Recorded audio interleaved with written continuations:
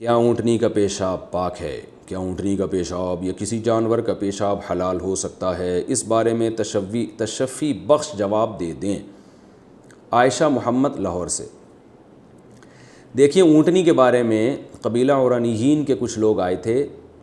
حدیث میں اونٹنی کے بارے میں جو آتا ہے، قبیلہ اورانیین کے کچھ لوگ آئے تھے، وہ پیٹ ان کے نکل گئے، توندیں نکل گئیں، بیمار ہو گئے، تو آپ صلی اللہ علیہ وسلم نے ان کو حکم دیا کہ ان کو اونٹ کا پیشاب پلاؤ۔ تو وہ بعد میں پھر پتہ چلا منافق لوگ تھے، بہت سارے صحابہ کو انہوں نے قتل کر دیا، شہید کر دیا۔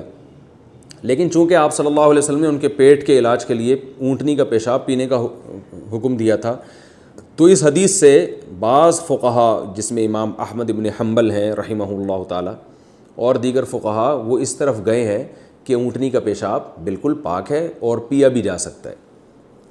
لیکن امام ابو حنیفہ رحمہ اللہ تعالیٰ کا جو قول ہے وہ یہ ہے کہ اونٹنی کا پیشاب بھی اسی طرح ناپاک ہے جیسے دوسرے جانوروں کا پیشاب ناپاک ہے، اور اس کی دلیل وہ یہ دیتے ہیں کہ حدیث میں جو آتا ہے کہ پیشاب کو جو ناپاک قرار دیا، حدیث میں آتا ہے استنزہوا من البول فإن عامۃ عذاب القبر منہ، پیشاب سے بچو اس لیے کہ اکثر عذاب قبر پیشاب سے ہوتا ہے۔ تو وہ کہتے ہیں اس میں کوئی فرق نہیں ہے، اونٹنی کا پیشاب ہو یا گائے کا ہو یا کوئی بھی پیشاب ہو، سب سے بچنے کا حکم دیا گیا ہے۔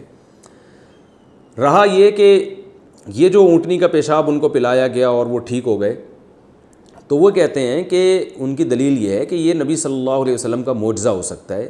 آپ صلی اللہ علیہ وسلم کو بذریعہ وحی یہ اطلاع دی گئی ہوگی کہ ان کا علاج صرف اور صرف اسی پیشاب میں ہے، اس کے علاوہ کسی چیز میں نہیں ہے۔ تو اس سے عمومی استدلال کرنا درست نہیں ہے۔ وجہ اس کی یہ کہ اگر یہ پاک ہوتا تو ہمیں ملتا پھر صحابہ کرام پیتے، جیسے ہندو گائے کا پیشاب کو صحیح سمجھتے ہیں تو پی رہے ہوتے ہیں، بہت سی کامن ہے، آپ یوٹیوب پہ لکھیں بہت سارے ہندو ملیں گے آپ کو۔ تو ہمیں کوئی روایت نہیں ملتی کہ کسی صحابی نے اونٹنی کا پیشاب اس واقعے کے بعد پیا ہو، یا چاہے بیماری میں ہی پیا ہو، ہمیں نہیں ملتا ایسا۔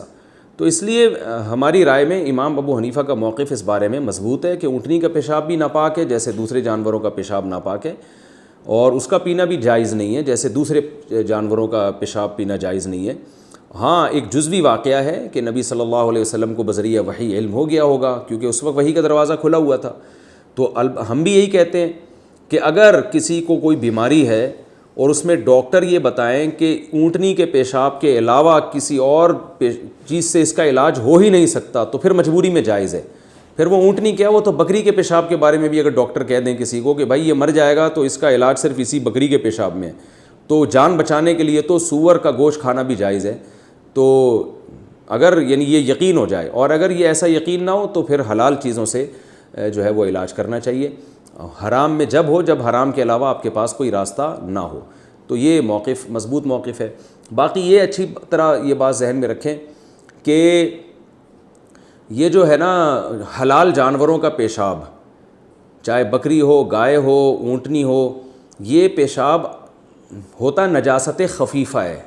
نجاست کی دو قسمیں، غلیظہ اور خفیفہ۔ غلیظہ کہتے ہیں جو بالکل سخت ناپاک ہوتی ہے، تھوڑی سی بھی جسم پہ لگ جائے تو دھوئے بغیر نماز نہیں ہوتی، تھوڑی سی مراد ہتھیلی کی گہرائی کے برابر۔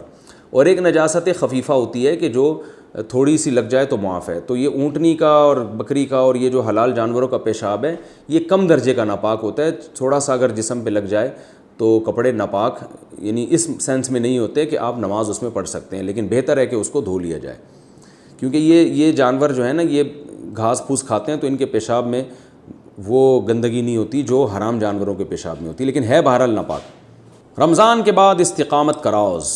رمضان کے بعد زندگی میں کیسے تبدیلی لائیں؟ عبداللہ صاحب لاہور سے پوچھتے ہیں۔ بھائی، رمضان کے بعد تبدیلی ایسے لے کر آئیں کہ آپ جو ہے نا کیسے لے کر آئیں، پولیس کو بتانا پڑے گا بھائی، پولیس ہی لا سکتی ہے تبدیلی۔ آپ نے ایسا کرنا ہے کہ رمضان کے بعد اپنے اوپر جرمانہ لگائیں کہ یار میں رمضان میں تہجد پڑھتا تھا، اب نہیں، جس دن تہجد چھوٹے گی اس دن پیسے صدقہ کروں گا، کچھ پیسے اس طرح سے، یا تکبیر اولیٰ جس دن چھوٹے گی اس دن اتنے پیسے صدقہ کروں گا، جس دن میری تلاوت چھوٹ گئی اس دن اتنے پیسے صدقہ کروں گا۔ تو اپنے آپ کو سزا دیں۔ باقی میں ڈیٹیل پر اس پہ انشاءاللہ بیان کر چکا ہوں، دوبارہ بیان کروں گا، یہ بھی فی الحال شارٹ کلپ ہے، شارٹ مسائل ہیں، تو اس میں فی الحال اتنا کافی ہے۔ جرمانہ سسٹم چلائیں، جرمانہ سسٹم۔